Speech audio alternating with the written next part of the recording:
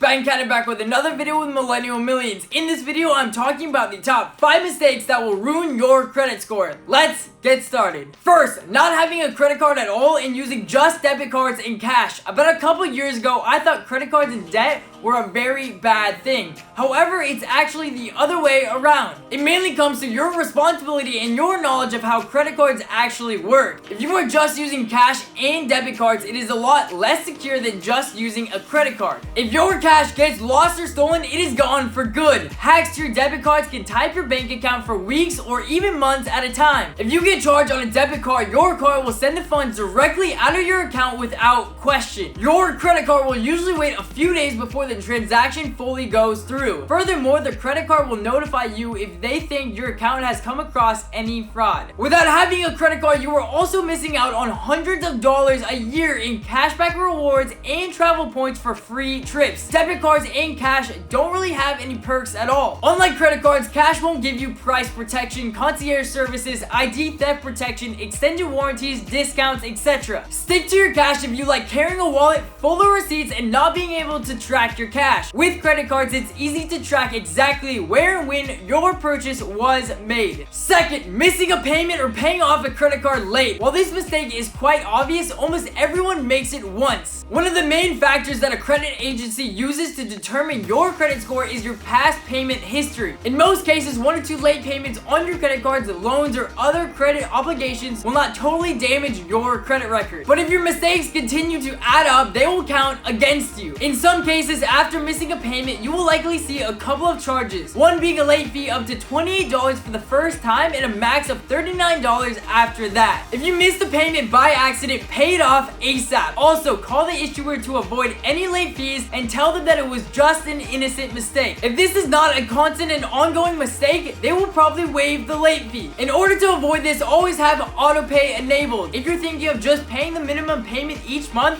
hear this. The average American is carrying $16,061 in credit card debt already. At an APR of 16.8%, that's a monthly interest charge of $2,698. Paid off as soon as possible. Third, maxing out your credit card. Credit cards come with a credit card limit, which is the maximum amount you can charge on a card. When you max out your credit card, you are now seen as a higher risk borrower to lenders, meaning to them that you are less likely to repay. To avoid this, use up to 30% of your credit card limit. If you have to use more than 30%, pay off the credit card ASAP. When you max out your credit card, a lot can happen. Your credit score can drop. The balance is harder to repay. You can trigger the penalty rate. The minimum payment is higher. Your credit card is no longer beneficial, etc. Once you max your credit card out, for some people, it can take months or even years to pay off, especially if you only pay the minimums each month. Here are some quick tips on how to avoid maxing out your credit card. Check your card balances often and make a conscious effort to keep your purchases below your total available credit. Only use your credit card for emergencies, make a budget, and build an emergency fund. Fourth, closing old credit lines, credit cards. Canceling a credit card will instantly drive down your credit score. When you close a credit card account, you reduce the amount of credit you have available. Up to 1/3 of your credit score is your debt utilization ratio. If you have to close accounts, try to close your newer accounts first, as older accounts have longer credit histories, and 15% of your credit score is determined by how long you have used your credit. It's best to leave your credit cards open even when you're not even using them at all. Please just keep them open. Fifth, racking up credit card debt early in life. Most people get their first credit card while they are students in high school or in college. Getting a good start to your credit history is important, but many fall victim to poor spending habits and maxed out credit cards. Little do they know that past credit history usually counts for as much as 35% of your credit score. Missed and late payments will stay on your record for as long as 6 years, when most people are starting to apply for loans for graduate school, a car, or a house. Falling into a debt trap when you're 19 years old makes it much harder to get lines of credit later in life. Make sure when getting a credit card to charge only what you can afford. Don't miss credit card payments. Pay your balance in full each month. Don't lend your credit card to other people.